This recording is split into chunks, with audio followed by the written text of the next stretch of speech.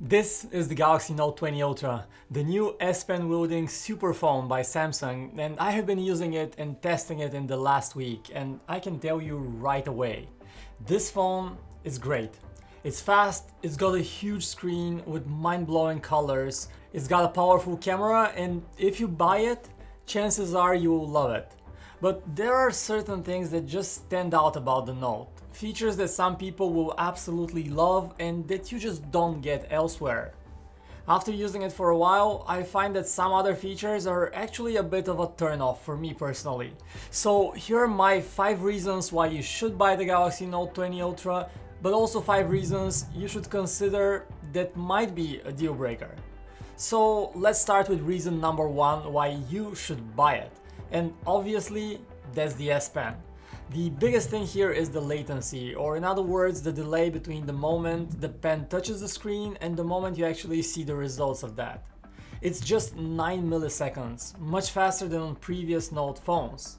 After using it for a while, I don't think it's quite a pen to paper feel. You can still notice a tiny bit of a delay, but it's very close to that. Now, I personally don't use the pen that much. I would jot down a note every once in a while and I would play around with it, just fiddling with it. So if you're like me, you shouldn't care about this too much. Now, different story if you use the pen a lot. If you're an artist, an architect, a creative, just a heavy user, then this upgrade in latency, it's a huge upgrade. Okay, this was reason number 1 why you should buy it, and here's reason number 1 why I personally don't find the Note a good fit for me. Now, this phone is just too big. I have kind of gotten used to phones getting bigger and bigger every year, but this one, it's just a bit too much for me personally. The camera bump, it's like nothing you have seen before. It's huge. The phone is also just wide and big. It barely fits in a pocket, and if it does, it's just very heavy, especially now in the summer. If I put it in a pocket in my shorts, it's just uncomfortable. Now, I wouldn't mind it if there was a smaller version of the Note, like last year, but the regular Note 20 this year, the plastic one, it's also a big phone. So that's my number 1 concern.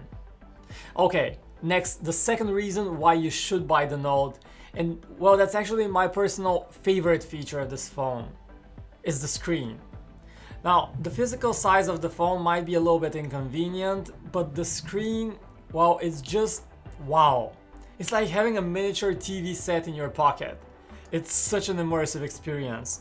The colors are just beautiful from any angle. And of course, it's an AMOLED screen. It gets super bright. Everything just pops on this display. If you watch a lot of YouTube videos or Netflix or just for social media, this is such a rich experience and you absolutely love it. Okay, so that's what I love. But the second thing that turns me off about this new Note is, well, the price. Now, I get that this is a premium luxury phone, but $1,300 for the base model when even the iPhone costs $200 less, well, that's just a bit too much. Now, here's the thing about Samsung phones. That price is usually not what you actually pay. Samsung is running deals and offers from the very launch day, and chances are you can get this phone for a lot less. If, however, you have to pay the full price, that just seems a bit excessive to me. Alright, reason number 3 why you should get this phone and why I would get this phone is the camera.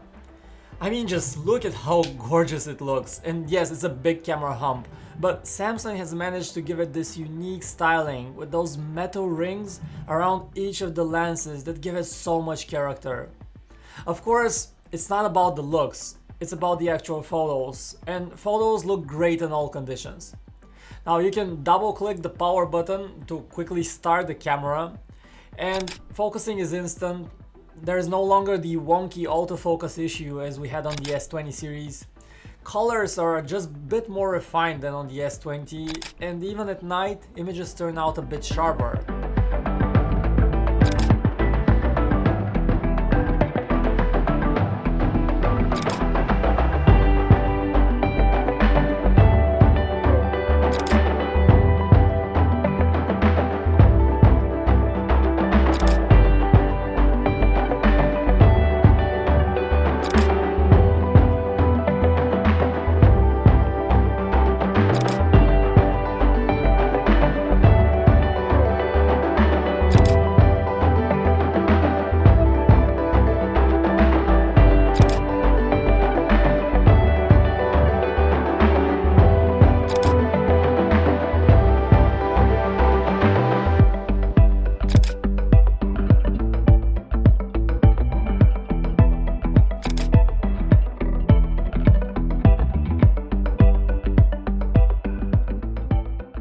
Now, the improvements over the S20 Ultra in terms of camera are very slight, but they are here.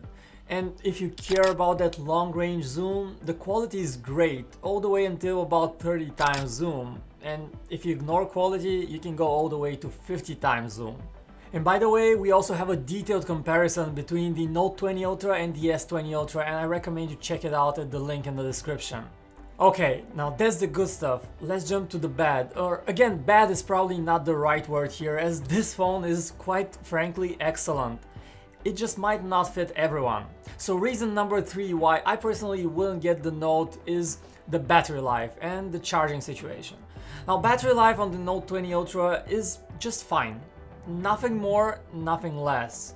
The phone will comfortably last you a full day and it will require charging overnight.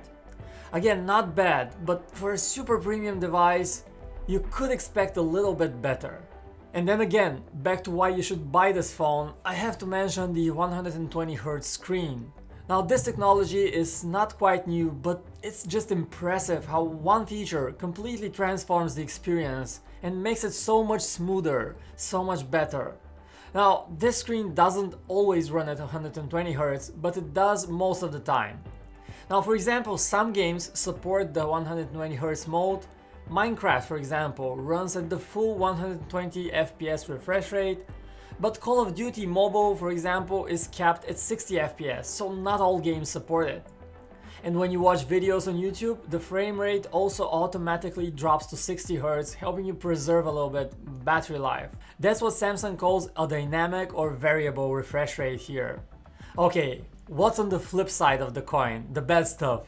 Number 4 why you shouldn't get the Note and maybe consider something else is, well, the Note just doesn't feel super exciting. For example, Chinese phone makers these days are pushing the boundaries with innovative features like fast charging that can top up a battery in half an hour. Samsung, on the other hand, well, it provides the same 25-watt charger as last year, and it has even dropped support for the 45-watt charging speeds that it used to have on the Note 10, and that's just inexplicable. Okay, finally, reason number 5 why I personally would buy the Note 20 Ultra over others is that for the first time, Samsung is committing to supporting this phone with major Android updates for 3 years. Previously, Note phones got only 2 major updates, and when you're buying such a premium luxury phone, that just doesn't feel enough. 3 years or 3 major updates? Now that's great news. Okay, and here's my last reason why I would hesitate to pick the Note.